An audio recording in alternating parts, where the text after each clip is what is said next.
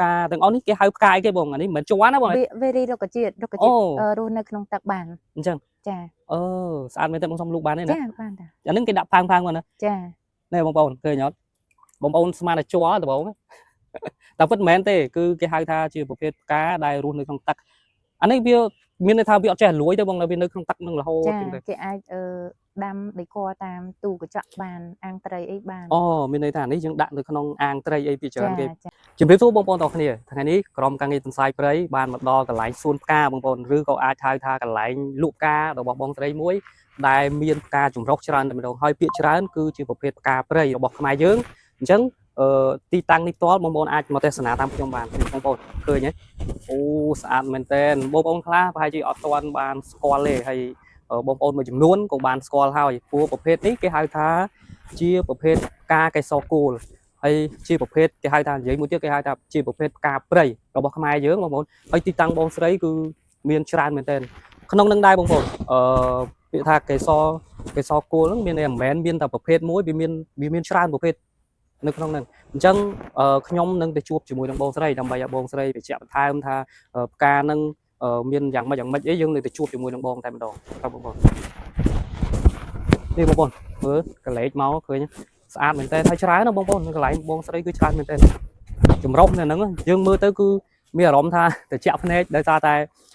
bằng vậy thứ bông ôn đây thì dùng rồi cô sẽ lạnh ca còn là khơi máu còn là trâu máu cứ qua coi để ra tay khơi ca hay nhóm chứ mà lúc pro của bên mấy bàn tay của nhóm sẽ lạnh ca này trâu chất ca thôi mà chết bông ôn khơi nhé ăn mình tên trái nữa lạnh bông trái hay cung khác công việc của bông là tranh ca đây bông ôn đây là lấy nè lấy khó khăn đi chia bông đây đây mà chắc cái lạnh ca đây đâu bông ôn này và chỉ miếng số bông nên là chỉ miếng số bông sấy mình đầu tiên bông chia mà chắc hàng ca nâng tầm đâu mà nè bà bông ai chui chụp mua ao bông bông nhưng squat bông bạn này chụp số bông nhưng mua sấy tới chia mà cha xuân sấy by Orchid Garden ok bông vậy tới nơi nòng xuân ấy miên pui cái sao cô chọn một hệ clementine miên tầng cái sao cô prey nâng cái sao cô pui bằng cát chẳng bông ai chui bị chạm bàn đấy thật cái sao cô prey nó chẳng mấy chơi ở cái lại nát đây về cái sao cô dương bạc cát đó bông chui vào hai bàn nó lại là cái kháng nào bông vậy tới nhóm ở năm châu này ở ban trai pui prey pui bạc cát này pui bạc cát cứ chắp trên cả này pui bạc cát này cái pui bạc cát pui bạc cát chắp trên cả anh có pui bạc cát này thằng khó miền đây tha pui bạc cát hay nâng bọc prey mau chặt đáy với không cái niệm mình đây bông lại cái nào không cái niệm mình đây pui đây xa pui thấy du bàn trên cả và pui bạc cát nghe chắp trên cả bay khai ấy trên cả mà đo ngày trên cả lườn hơi vậy tới pui bạc cát pui thấy dương mơ lại cái nào không biết tam po tam pui này môi miên tròn một phết bông ai cả hai bàn đấy thà hai nhiều pui thấy nên khăn này không biển đi pui thấy đi có pui thấy đã khăn nữa bà đi bông sấy thà ní chiều pui prey bông khơi là cái nạm cá sạch mình tên cái còn tới du nâng trên cá pui thấy pui cắt lườn trong bông để dạo pe nơi cá chanh nó viên mà đại đư tới chợ chanh nhất cái đây nè vậy tới đây xa nhóm là nhóm đâm ta màu bạc phê đây nhóm đâm tròn bạc phê trắng cá vía chanh vì smile kia đôi thay mà thọn nó cứ khơi sa tận đào của đây xa cá vía chanh tận nào kia đây xa nhóm đâm tròn bạc phê bà nơi ngày bông chặt sấy bông khơi tam ở nơi cao trong nhóm nó cứ bông sấy bị chạm mà nhớ thà cá này ní vì miền tràn bạc phê trắng cá chanh câu bị ở sâu kia đây ấy trong cái đào sủng khăn mới tiết bông ở đây là vi chanh cứ rồi đây khai nào đấy là vì tranh cây sô cô pui thấy món cứ khai pi khai bấy nó cứ tranh tròn trà và pui bạc cát tranh thôi bây giờ buổi khai tranh mà cho đam lái bông tập bông lái bông ở pui nước bông ở dương ban pina màu tập bông lái pui dương non châu tê bởi pui bạc cát có dương non châu đài bởi sân pui thấy có dương nơi tại non châu của đời xa dương ở trong tự bạch bị prey dương mặt đam chân tục ai ở bên nơi tam thầm chết trắng á chẳng đồ bông lau ở giang mắt đây bông từ ao bông cái hai ta bần đa chất bao chỉ xuân bài ca bài này đồ bông lau mệt đây bông đây xa cái đây xà lành cái xà lành xà lành tới đam ban trần tây cọ đằng vô tây nà hơi miền bông có chi cạn tiền nó có khi ca xã sách có chạy tình du dút cái thằng ở trong và cả một lỗ vỏ nó môi mỏng từ là ngày bông này hai ca pika xà lành ca ដល់ពេលអញ្ចឹងទៅបង្កើតទៅជាសួនផ្កាហើយមិនត្រឹមតែប៉ុណ្្នឹងគឺគុតគង់លក់នៅទីតាំងបងអាចអញ្ជើញមករកបានក៏ច្រើនមែនទែនបងមិនមែនតែមានតែផ្កាមួយមុខហ្នឹងគឺច្រើនប្រភេទផ្កាទាំងអស់នេះគេហៅផ្កាអីគេបងអានេះមិនមែនជន់ណាបងវារីរុក្ខជាតិរស់នៅក្នុងទឹកបានអញ្ចឹងចាស្អាតមែនទែនបងសុំលូកបានទេណាចាបានតាអាហ្នឹងគេដាក់ផើងមកណាចានេះបងប្អូនឃើញអត់បងប្អូនស្មានតែជ័រដបងតែពិតមិនមែនទេគឺគេហៅថាជាប្រភេទផ្កាដែលរស់នៅក្នុងទឹកអានេះវាមានន័យថាវាអត់ចេះលួយទេបងនៅវានៅក្នុងទឹកនឹងរហូតចឹងទៅគេអាចដាំដីគតាមទូកញ្ចក់បានអាងត្រីអីបានមានន័យថានេះយើងដាក់នៅក្នុងអាងត្រីអីពីច្រើនគេចាហ្នឹងហើយបងហើយប្រភេទនេះបងខ្ញុំចាប់អារម្មណ៍ផ្កានេះបងគឺផ្កានេះស្រដៀងនឹងបើនិយាយខ្មែរយើងគេហៅពីច្រើនគេហៅថាអូខេដែរអញ្ចឹងបងណាប៉ុន្តែអានេះបងជួយបញ្ជាក់បន្ថែមបានថាអាហ្នឹងពូជប្រកាសទេគាត់ថាយើងចេះតែហៅថាអូខេដែរអាហ្នឹងពាក្យកម្ចីទេពាក្យរបស់ខ្មែរយើងគឺកេសរកូលអញ្ចឹងហ្នឹងហើយបងប្អូនដូចបងស្រីបញ្ជាក់មកអញ្ចឹងណាយើងកុំយល់ច្រឡំមួយជាកេសរកូលមួយជាពាក្យកម្ចីរបស់បរទេសអញ្ចឹងមានន័យថាបងគាត់ផ្ដោតនឹងនេះគឺពីច្រើនគឺរបស់ខ្មែរយើងពីច្រើនគឺគេហៅតែកេសរកូលហើយប៉ុន្តែនៅក្នុងនោះវាមានប្រកាសមានអីខ្លះអញ្ចឹងវាមានច្រើនប្រភេទហើយបើសិនជាបងប្អូនមកទីតាំងបងស្រីដែលចង់ទិញអញ្ចឹងយើងអាចសួរពីបងស្រីបានថាប្រភេទមួយណាជារបស់ធម្មជាតិរបស់ព្រៃឬមួយណារបស់ប្រកាសអីចឹងណាមុននឹងយើងគេហៅថាទិញទៅហើយវាបានបទពិសោធន៍មួយសម្រាប់ដែលបងប្អូនចេះមើលនៅក្នុងការទិញរបស់ផ្កាផ្សេងៗចឹងទៅចាបាទហើយបងប្អូនឃើញទីតាំងបងស្រីច្រើនប្រភេទច្រើនមែនទែនបងប្រភេទផ្កាទាំងអស់ហ្នឹងអាកាសធាតុវាត្រូវការមិនដែរបងនិយាយទៅវាចូលចិត្តអាកាសធាតុដែលត្រជាក់ពលឺតែ50%ទេ50%បើសិនជាមេឃកាន់តែត្រជាក់យើងដាំរឹតតែល្អចេញផ្ការឹតតែច្រើនប៉ុន្តែបើសិនជាមេឃក្តៅខ្លាំងនិយាយទៅផ្កាអត់សូវរីកទេពាក់ព័ន្ធនឹងការមើលថែយើងធ្វើមិនទៅដែរប្រភេទផ្កាហ្នឹងវាត្រូវការអីខ្លះអញ្ចឹងណាបងវាត្រូវការពលឺ50%សីតុណ្ហភាព30តិចតួចអីរស់នៅបានប៉ុន្តែ40អីក៏រស់នៅបានដែរប៉ុន្តែគ្រាន់ថាវាអាចឆេះស្លឹកអីតិចតួចតែរស់នៅតែរស់អញ្ចឹងហើយបើការបាញ់ថែទាំផ្ដល់វីតាមីនផ្ដល់ជីអីឲ្យគឺ15ថ្ងៃបាញ់ម្ដង15ថ្ងៃចាយើងប្រើជាប្រភេទជីកំប៉ុស្តធម្មជាតិរបស់យើងឬក៏មិនអត់ទេប្រើជីទឹកជីសម្រាប់កេសរកូលតែម្ដងអញ្ចឹងចាអានេះយើងផលិតខ្លួនឯងឬក៏មិនដែរបងអត់ទេជីសិតតែនាំចូលទេចាអញ្ចឹងចុះការនេះអានេះយើងថោផើងគឺបងនៅកំពង់ឆ្នាំងគាត់អ្នកធ្វើផើងគឺផើងរបស់ខ្មែរយើងឯង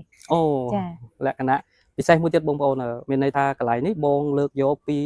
បងប្អូនយើងនៅខេត្តកំពង់ឆ្នាំងដើម្បីច្នៃមកដាក់ទៅមានន័យថាជួយគាត់មកផ្នែកនៅក្នុងការផលិតគេហៅថាថោរបស់ដោយស្នាដៃកូនខ្មែររបស់យើងបងប្អូនក្នុងការបង្កាត់ពូជមកតែបង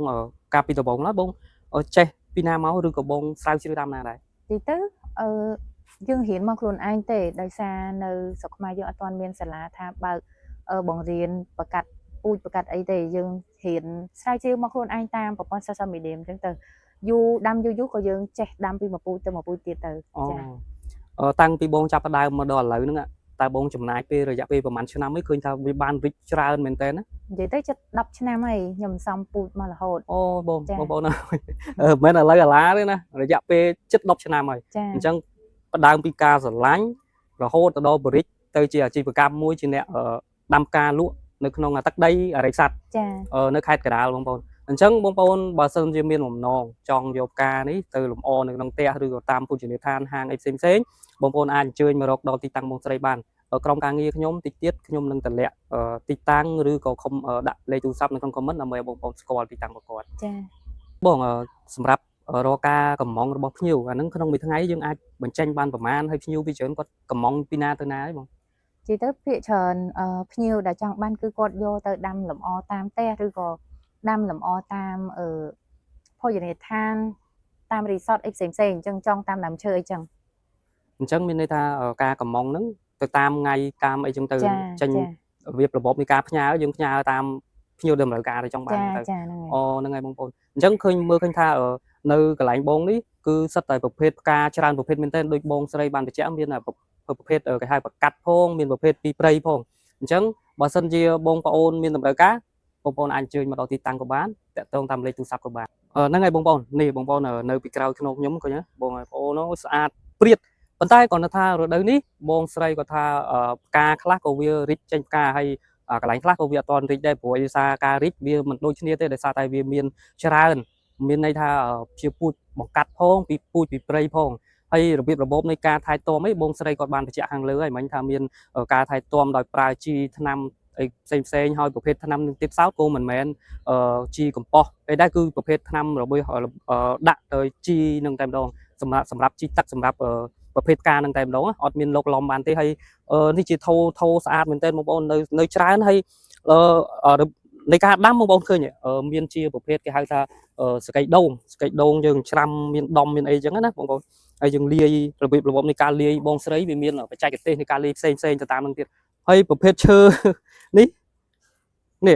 វាប្រភេទឈើវាដុះរុក្ខជាតិវាដុះមកអញ្ចឹងបងប្អូនគាត់ទុកតាំងសម្រាប់ឲ្យភ្ញៀវមើលអញ្ចឹងទៅហើយអ្វីដែលសំខាន់មួយទៀតនោះខ្ញុំចាប់អារម្មណ៍ឃើញថានេះបងស្រីគាត់បានបញ្ជាក់ខាងលើមិញគឺជាថោរបស់បងប្អូនយើងអ្នកខេត្តកំពង់ឆ្នាំងដែលគាត់ធ្វើថោហ្នឹងសម្រាប់គុតគង់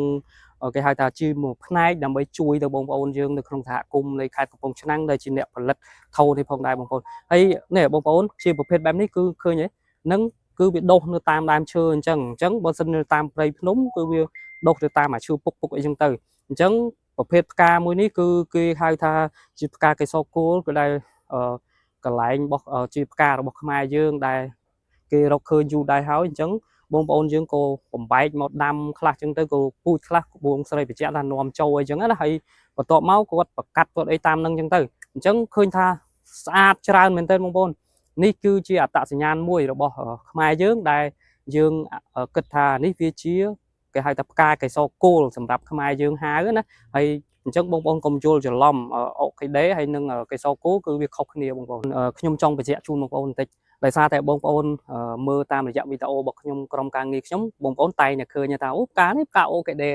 តាមពិតទៅអូខេដេនិងកេសរគោលវាតែមួយទេបងប្អូនគ្រាន់តែថា